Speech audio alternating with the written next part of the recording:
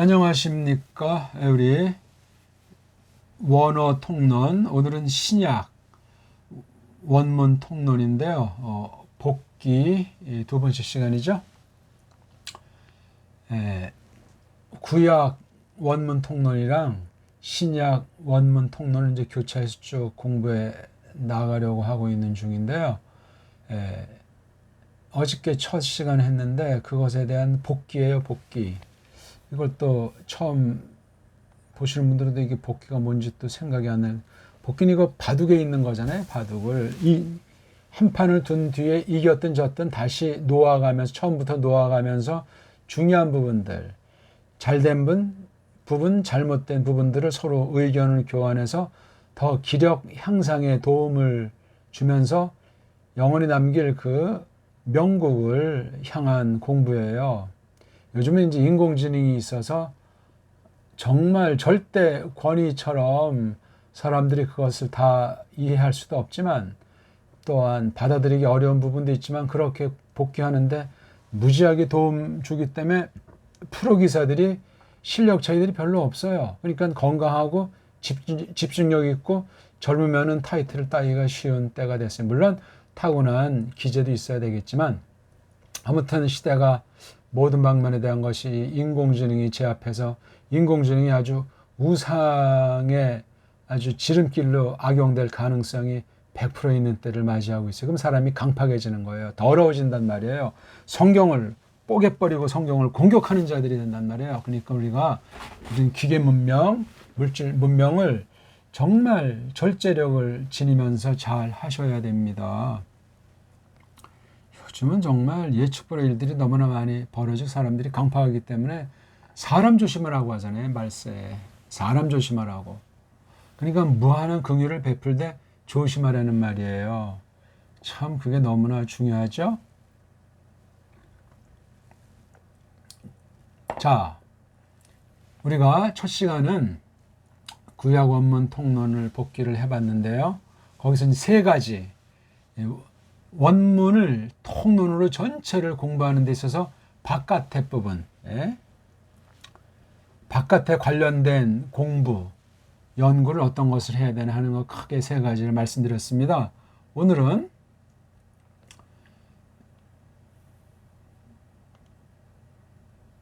원문 통론 서론, 이게 좀 일이 아니고 이네요.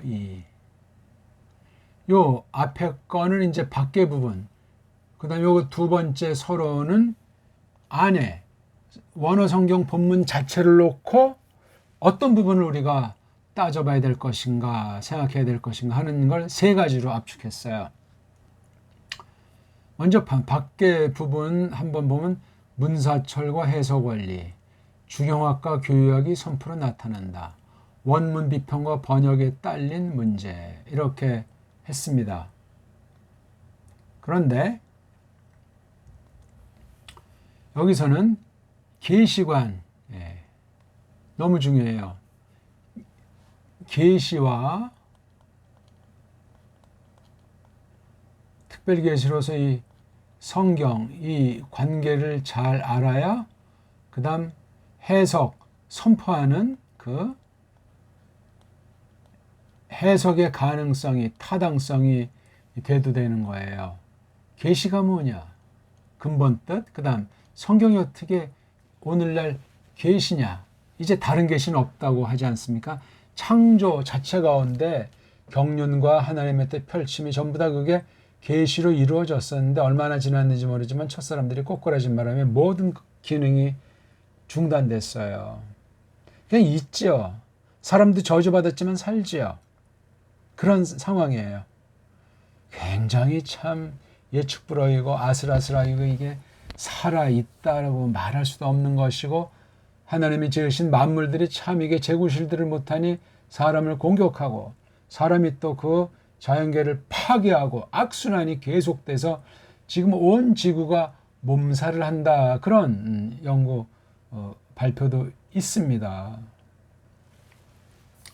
계시는 하나님 좋으신 대로 하나님 마음대로 알아먹을 자에게 알려주는 거예요. 특별히 하나님의 생김새 형상으로 지으신 사람들 중에서 적은 수를 하나님께서 자기 것 삼으시겠다고, 하나님의 아들들 삼으시겠다고 뽑아낸 소수라고 하니까 이걸 또 어떤 사람은 아주 그냥 극소수로만 보는 사람이 있고, 또 어떤 사람은 다수로만 또 보는 사람이 있어요. 그거 잘 조심해야 됩니다. 악한 자들이 압도적 다수인 건 사실이에요. 또 어떤 한 세대, 한 사람의 개인의 생애를 보더라도 정말 바른 믿음은 찾아보기가 어렵습니다. 구약 때도 그랬고 신약 때도 그랬어요. 계시가 특별하게 나타난 그런 때는 믿는 사람이 어느 시점에는 많이 나타나기도 하지만 그건 특별한 거예요. 성경 가운데 구약과 신약에 나오지 않습니까? 오늘날은 막 갖다 붙일 수가 없어요. 그게 계시로서 복음 전도로 말미암아 사람이 많건 적건 그런 일이 지금은 계시라고 말하지 않습니다. 그것도 주의하셔야 돼. 성경 내용을 배우고 성경을 지킨다, 성경을 따른다, 순종한다, 적용한다, 어쩌고 저쩌고 하는데 망상들이에요. 망상들. 계시가 뭐냐? 이걸 알려면 이 첫사람 생김새로 짓고 언약 가운데 또 타락한 거를 알아야 돼요. 타락. 이런 이제 구속 경륜 가운데 펼쳐지는 하나님의 약속과 사람이 범죄한 거, 그로 말미암아 이 계시 기능이 달라졌어요. 옛날에는 에덴 울들에다가 나무떼기 2가지 놓고 이건 먹어라, 이건 먹지 말라 하면서 하나님께서 계시로서 준 거예요. 계시. 근데 그 계시를 잘못 받았잖아요. 먹지 말라는 건 먹었잖아요. 겉보기엔 간단한 사건 같은데 간단치 않아요. 하나님 뜻을 맘먹고 지 멋대로 고쳐버린 거예요. 여기에 첫 죄 아주 큰 한 요소가 있는 거예요. 뱀이라는 가짜 신학자를 사탄이 보내가지고 하바라고 하는 최초의 그 여성 신학자랑 맞대결한 격인데 꼬꾸라졌어요. 패배하고 초장이 벌써 완전히 물들어 버린 거예요. 왜 그렇게 만들어졌는가? 얼마 동안 그 기간이 지났는지 몰라요.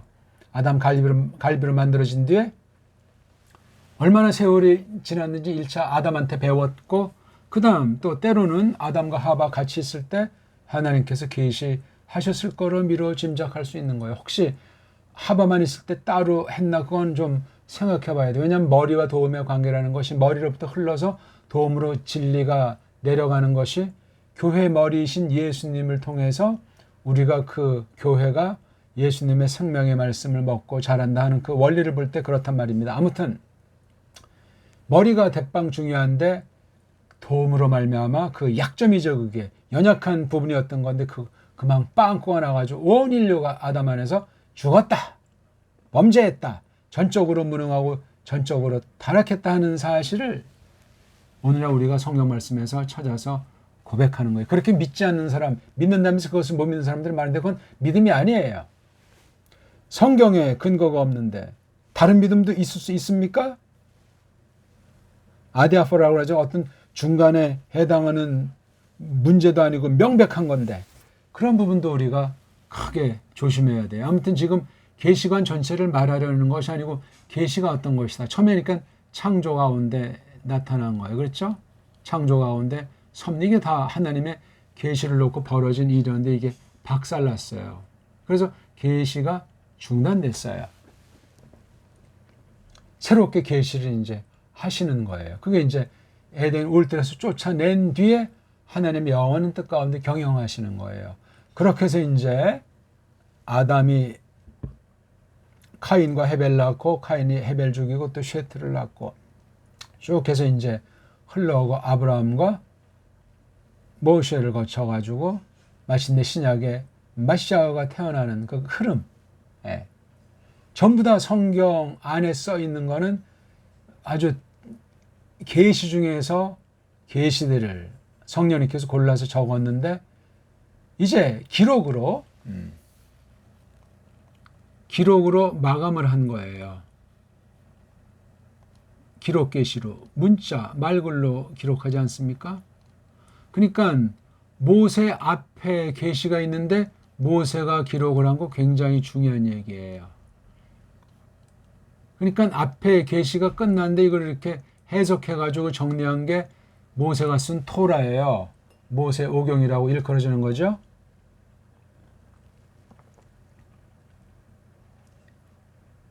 오늘날 모세가 기록한 거 없어요. 그 뒤엔 또 모세 오경을 보고 여호수아 사사기를 거쳐가지고 슈무엘, 다비드, 실로모 이렇게 해서 이제 왕국사 가운데 이 토라에 대한 것을 놓고 해석해 나간 거예요. 말씀 선포를 통해서 성령님께서 어떻게 교회를 억어하셨던가. 이거 마친 다음에 아예 그냥 계시의 주인공, 계시 자체가 말씀이 육신이 된 성육신 사건이에요. 대단한 사건이고 세계사상, 하나님의 계시사상 최고의 금자탑이에요. 하나님이 사람이 됐잖아요. 이건 어떤 말글로 다 형용이 불가능해요. 성경 써 있는 걸 믿게 하시는 것으로 출발해서 깨닫게 하시는 만큼 고백하고 털어놓는 것뿐이에요. 부족을 느끼지도 않아요. 확신하게 되고 더 갈급하게 되고 그렇습니다. 하나님을 알게 하시는 만큼 하나님을 영원하게 하고자 하는 마음이 생기기 때문에 그렇거든요. 그래서 이제는 딱 기록해 놓은 성경이 66권 외에 계시는 없어요. 어떤 사람은 직통 계시한다고 하고 어떤 사람은 예언한다고 하면서 성경을 우습게 보는데 그건 다 가짜들이에요. 상대가 되지 않습니다. 성경이 계시인데 수많은 계시들을 이렇게 추려서 성령님이 경륜 가운데 딱 모아놓은 거. 말글로 써 있어요. 옛날엔 말글로만 하지 않았죠. 해가 뜨는 게 천지 막 이런 게 다 계셔서 타락한 이후에도. 근데 지금은 달라졌잖아요. 성경 가지고 하는 거예요. 그래서 우리가 지금 성경을 원문으로 공부한다 이거예요. 원문에 관련된 몽조리를 공부하는데 신학 전반, 인문학 전반 다 우리가 조심스럽게 닦아서 활용하면서 성경 자체를 보는데 이 계시가 무엇이냐? 계시관을 우리가 잘 알아야 되는 거예요. 계시란 하나님께서 때가 되면 안 보여줬던 거, 안 알려줬던 걸 드러내 보여주신다. 그게 계시 사역이에요. 그렇게 하다가 지금은 이제 성경을 기록해서 이제 성경을 해석해서 선포. 이 굉장히 중요해요. 그래서 성경을 놓고 신학이 있고, 그렇죠. 또 성경 자체를 번역도 하고 성경 자체를 원문으로 보기도 하고 이런 게 된 사람들이 해석 자격이 주어지고 선포 자격이 주어져요. 그것이 되지 않는 사람 일체 자격이 없어요. 그 중에는 특수하게 여차해서 그 원문을 하지 못할지라도 원문을 써놓은 책을 적어도 골라서 읽을 수 있는 수준은 돼야 되지 않습니까? 그거조차 안 되는 건 설교 자격이 없어요. 신학의 신자도 모르는 상태. 근데 오늘 거의 모든 신학교가 그렇게 망가져 있지 않습니까? 심각해요. 그러니까 일반 교우들은 뭐가 뭔지 똥인지 된장인지 분간을 못해요. 왜? 다 장로교든 감리교든 비스무리하니까 다. 서양이나 동양이나 다 그냥 인본주의가 가득 차 있는 배교에 있다니까 그렇단 말입니다. 어떻습니까? 제 표현이 너무나 지나칩니까? 계시관에서 핵심은 그 고갱이, 알맹이, 알심 이거를 잡아야 돼. 이게 누구죠? 우리 구주님 아닙니까? 하나님의 아들 예수스 그리스도. 이분이 어떻게 구약부터 신약까지 구약 안에서도 어떻게 흐르고 있는가, 어떻게 점점 이 계시 내용을 밝혀주고 있는가 하는 거를 이 계시관에 얽혀서 이게 완전히 자동으로 그 고갱이와 그 흐름에 대해서 간파하게 돼 있어요. 그런 공부를 한단 말이죠. 또 하나는 이제 그 계시의 그 방편들에 대한 이해죠. 그렇죠? 계시하시는데 계시 방편들이 있잖아요. 히브리서 1장 1, 2절에 잘 나와 있기도 하고 성경에 많이 나와 있습니다. 계시 방편들에 대한 분명한 확신을 갖지 못하면은 야 이게 성경이 이게 이방 문서랑 뭐가 다르냐? 몰몬경이랑 뭐가 다르냐?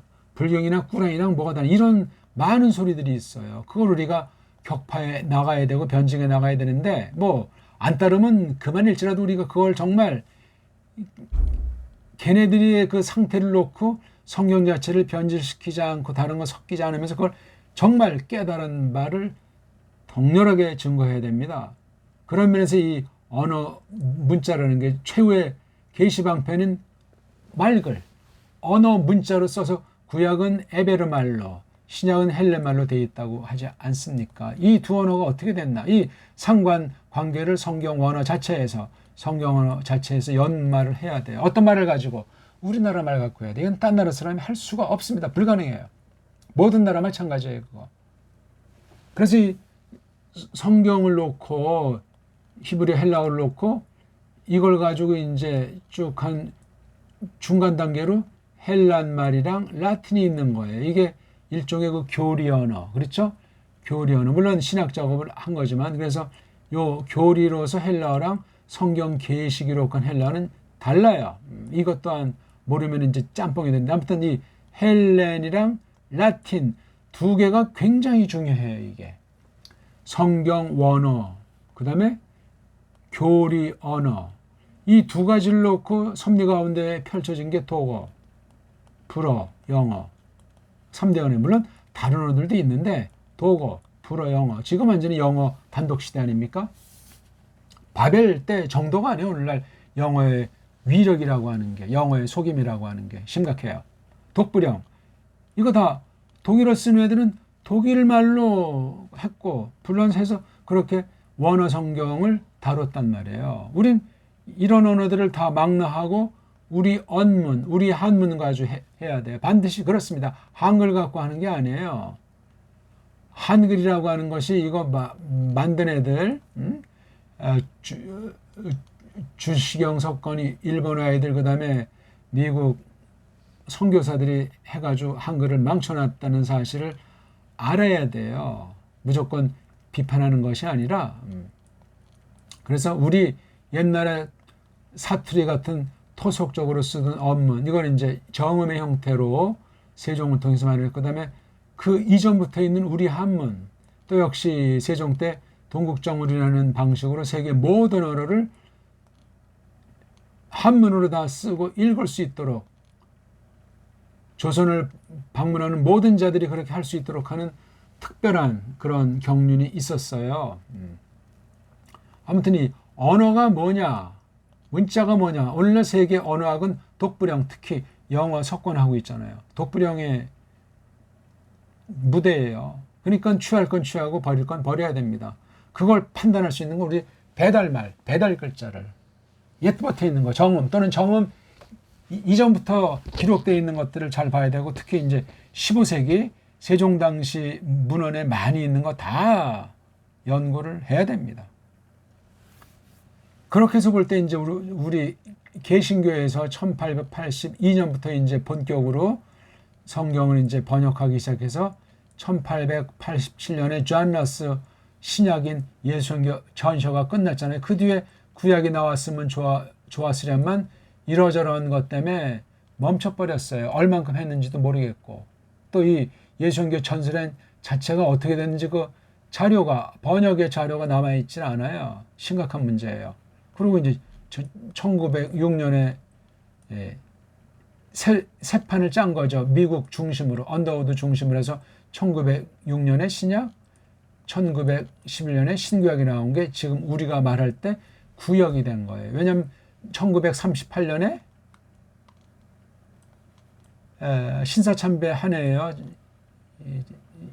장로교 총회에서. 이때 이 구역을 뜯어 고쳐가지고 개혁한 거예요. 개자 들어가고 신자 들어가는 건 전부 다 변질된 성경이다. 우리 뭐 보통 NIV 같은 거 변질된 거예요. 그다음 New, R, SB가 다 New자 들어가는 건 전부 다 변질됐어요. 우리나라도 뭐 새번역, 뭐 개정역 전부 변질이라고 생각하시면 틀림없어요. 더 좋은 구석이 있는 것처럼 속이는 거지. 눈속임이에요. 아무것도 아닙니다. 그렇게 하시면 간단해요. 따져보지 하시고 복잡한 것도 없습니다. 그래서 계시방평과 우리말글을 잘 알아야 돼요. 우리말글 모르면 원어 불가능해요. 되지가 않는다니까. 영어만 해가지고 원어하면 영어만 쓰는 애들을 따라잡을 수 없기 때문에 그냥 따까리 노릇하다 끝나는 거예요. 별별 없어요. 그 다음 또 하나 이 원어학이라고 하는 거. 글쎄, 이런 말을 뭐 가끔 쓰기도 하는데, 원어에 관련된 모든 것을 대표한다고 치고 원어, 구약 원어, 신약 원어라고 하는 그 언어 자체에 포인트를 넣어서 공부하는 거예요. 우리 보통 구약 원어는 자음으로 반된 그런 글자예요. 불완전한 음절 문자예요. 이게 어떻게, 그러니까 그 뒤 어떤 인간들이 무엇 만들고 많은 액센트 부호를 만들고 많은 장치를 해놓은 게 그렇게 해서 편집한 것을 우리가 보고 있잖아요. 조심해야 돼요. 큰일 납니다. 그렇게 작업하는 들의 성경을 절대권이 영감된 말씀을 믿지 않는 자들이 해놓은 거예요. 자유주의 신학자가 됐건 랍비들이 됐건 서방아이들 가톨릭이 됐건 그런 거 아무런 생각 없이 다 공부하잖아요. 오늘날 우리 정통파가 해놓은 자료는 구하기도 어려울 뿐더러 찾을 수가 없어요. 요즘은 사태가 그러합니다. 이런 아무튼 그 원어학, 언어학의 A, B, C에 대한 것부터 해서 쫙 하니 그 세속 언어학 일반 리론을 다 완전히 발려버리고 그 위에 서야만 원문 통론이 가능해요. 끊임없이 언어는 또 다른 모습을 하고 쳐들어오고 우리를 더럽히기 때문에 냉철하고 예리하게 지켜내야 한다 그 말입니다. 그러니까 그 으뜸가는 것이 성경 원문에서 우리말 올바로 번역하는 것, 번역한 걸 놓고 해석하는 것, 주석을 거쳐서 그 다음에 말씀 선포하지 않습니다. 이 관련되는 것의 원천이 번역에도 있는 거예요. 우리말을 알아야 돼. 그래서 여기 배달 글자라고 했잖아요. 여기에 관련된 경륜이 어떻게 되는가 이것을 따져야 되는데 참 갑갑해요. 우리말을 비하하잖아요. 우리말은 이게 뜻을 알 수가 없고 소리만 가지고 이런 말도 다 거짓말에 넘어간 거고 한국은 옛날에 1920년대 또 뭐 성교세를 뭐 완전히 이건 뭐 사람 살 것도 아니고 똥물을 먹고 살고 전염병이 제찬 거라고 이런 소리들을 한단 말이에요. 그거 다 속이는 거짓말 소리들이에요. 찬란한 5,000년, 7,000년, 말년 문명의 그 근거가 언어예요. 모든 나라 마찬가지예요. 구약어는 이게 자음만 갖고 있는 게 이게 발음이 되는 언어냐고요. 잘 말해 이거. 상형 문자 꼴인데 원본이 없다 보니까 정말 자음이 없었던 건지 알 수도 없어요 이거요. 말이 안 된단 말이지. 유치한 거예요. 아주요. 수준이야라고요. 구약 원어는. 그 다음 서양언어의 원조 근본 조상이라고 하는 헬렌말은 어떠냐? 마찬가지예요. 헬렌말 그러면 독불형 아이들이 넘보지 못합니다. 라틴까지도 헬라어를 넘보지 않습니다. 근데 헬라까지 했는데 구약 걔네들 말로 히브루 그 언어가 있으면 끽소리를 못한단 말이에요. 왜? 가짜 유태인들이 구약 원어를 높여놨거든요. 값을 올려놨다고요. 복잡하게 해놔가지고 천재급이 아니면 하지도 못하고 이건 유대인 랍비들만 권익 할 수 있다. 이런 식으로 그냥 포결해버려가지고 엉망진창이에요. 랍비라는 아이들이 다 독불령 언저리 출신들이고 또 뭐 저기 뭐 터키 쪽이든 뭐 하자리안 쪽이든 짬뽕들이란 말이에요. 순수한 유태인들은 오늘날 찾기도 어렵고 있어도 이미 경륜 가운데 끝났어요. 배달 글자는 하나님께서 보존하시고 감춰둔 언어라고 하는 걸 세속 언어 학자들이 하는 말로 야 이건 우랄 알타이어에 속한다. 자기네끼리 만들었어. 인도 유럽어 한패 우랄 알타이 여기 이제 우랄 알타이 우랄 산맥 알타이산 있지 않습니까? 그래서 이쪽 빼고 우리는 알타이예요. 알타이아 중에서도 유일무이한 언어다. 그렇게 말하지 않습니까? 이건 세계 언어학계에서 옛날에 이미 해놓은 거예요. 원래는 언어가 하나인데 두 쪽으로 딱 냈고 서양 중심으로 인도, 유럽어라고 하니 인도란 말이 아주 얄궂은 거예요. 이거요. 그래서 나중에 그 인도인지 어떤 인도인지 동인도인지 서인도인지 모르지만 서인도가 오늘날 인도, 동인도가 아메리카 아닙니까? 에?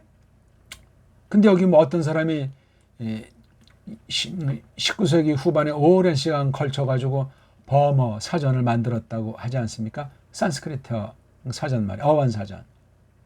근데 거기 우리말의 얼비친 게 수두룩해요. 소리 원리로 보면 특히 우리나라 사투리 같은 거 놀라운 일이죠. 그러니까 쭉 근본 원어를 찾자고 해가지고 헬렌말을 넘어서 가지고 범어라고 하는 것까지는 나가 보는데 이래가지고 서방 유럽어가 정리가 안 되는 거예요. 이제 더 올라간 게 수메르어. 예. 수메르어는 완전히 서방 언어랑 성격이 달라요. 모아쓰기고 삼성, 초성, 중성, 종성체계로 되어 있고 점어가 분명하고 뭐 자료가 얼마 안 되니까 풍부하지 않지만 대단히 놀라운 언어예요.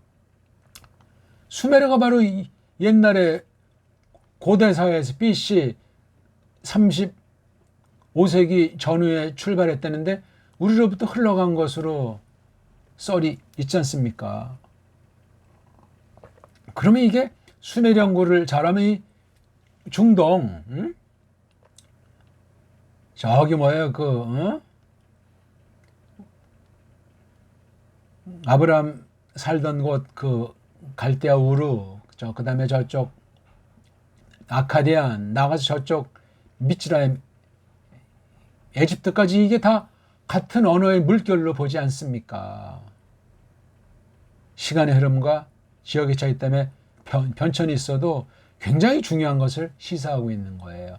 그러니까 이쪽에서 서진한 아이들, 이쪽에서 동진한 아이들. 동진하는 것 중에 딱 보존되어 있는 이 배달말, 배달결에게 둔 글. 이쪽에 나와 여기 수메르. 그 다음 쭉 해서 이쪽 뭐 히타이트, 미츠라임 이런 언어 체계들. 이게 아니 언어가 막강하면 세계를 주름 잡는다는 이야기예요. 안 그렇습니까? 오늘날 영어는 가장 저급한 핫바리 언어예요. 어떻게 이게 지금 좌지우지하게 됐는가? 한편 섭리인데 다른 한편 속임이 있어요. 꼭 그렇게 생각하셔야 합니다. 말도 안 되는 언어이죠. 영어라는 거는. 소리와 글자가 일치해야 되잖아요. 다르잖아요, 이게 벌써. 음절이 불완전하고 음소가 불완전한 거니까 이 영어만 들어가면 쌈박질이 벌어지고 날강도가 되고 그냥 물질 우상으로 다 전락을 하잖아요. 궁극은 그렇게 돼요. 오늘날은 영어도 이제 막 새끼를 많이 쳐가지고 지역 언어들이 좀 달라요. 이제 그러니까 뭐 영어를 공용어로 쓴다는 나라가 글쎄 있나? 영국이 그렇게 하나? 애매모호한 시대가 됐고 약발은 끝났어요. 이미 영어 약발은. 제3의 시대. 과연 예수님께서 재림하실 것이냐 아니면 다시 한번 어떤 하나님의 뜻을 나타내서 이루실 것이 있으면은 어느 결에 어느 문자를 쓰실 것인가 제 개인의 관심사이기도 해요. 섭리 가운데 조심스럽게 펼쳐보고 있다면 우리나라 말밖에 없지 않겠느냐. 현존 글자들 중에서 볼 때 하나님은 없는 거 있게 하시니까 또 뭘 이게 발탁할 수도 있지만 근데 너무나 놀라운 언어예요. 우리나라 말은 불신자들이 하는 그런 말 정도가 아니고 언어 일반 리론 사람들이 서방언어로 수립해 놓은 체계의 모든 답이 우리말 정음에 있어요. 정음에. 우리말 한문에 있다고요. 중국 한자, 일본 한자 말고 우리 한문. 우리는 문자를 쓰죠. 그래서 또 요즘엔 일문, 중문이라고 또 걔네도 그런 말을 쓰는데 걔네들은 원래 글자가 없는 애들이에요. 중공이랑 저 외는. 지금 그런 걸 좀 다 다루는 시간은 아니고 어쨌든 이 경륜에 대해서 글자, 언어학에 대한 전반을 그냥 표문자가 뭐냐, 표문자가 뭐냐, 의문자가 뭐냐 쭉 해서 우리 있잖아요. 우린 유일무이한 최고의 자질문자예요. 자질문자. 한 꼴을 가지고 어떤 표기를 해서 여러 소리로 흘러가는 걸 만든 거. 기억이 여기 하나 쓰면 기억 또 한 번 이렇게 표기하고 소리를 낼 수 있는 걸 자질문자라고 하잖아요. 이러한 특성이 있는 건 유일무이예요. 완벽한 음소, 자음모음으로 된 문자, 완벽한 음절, 초성, 정성, 종성으로 된 문자. 이게 일제 때 완전히 망가진 거예요. 적어도 한 110년, 120년 전에 본격으로 망가진 거. 수천 년이 오던 예?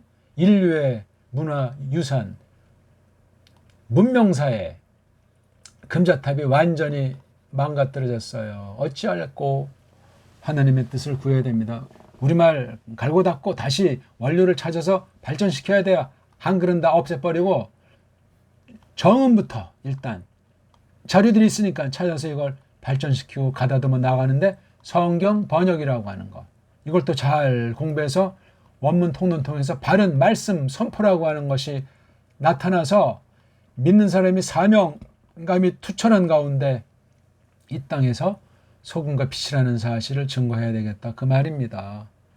예, 1, 2강을 잘 종합해가지고 앞으로 이 원문 통론을 원어를 공부한다고 할 때 뭐 그냥 기껏 문법이나 해서 조금 뭐 해서 끌적거린 다음에 다 이제 맞췄다 하고 점수 났다고 나가는 이런 거짓 공부를 하고 정말 혼자 잘하진 못하지만 사전 가지고 문법 이런 거 다 해가지고 원어 성경 자체를 바른 한글 직역으로 된 그 번역을 놓고 끊임없이 연구하고 공부하는 기본기를 마련해야 신학을 졸업할 수 있고 그런 양심 있는 사람이래야 말씀을 가르칠 수 있다 그 말입니다. 그러려면 우리말을 가장 잘 알아야 되고 바른 신학을 해서 성경관, 계시관, 해석관, 주경학, 교리학 그런 것들을 철저하게 끊임없이 늘 계속해서 마련해가는 사람이 진실한 거예요. 고맙습니다.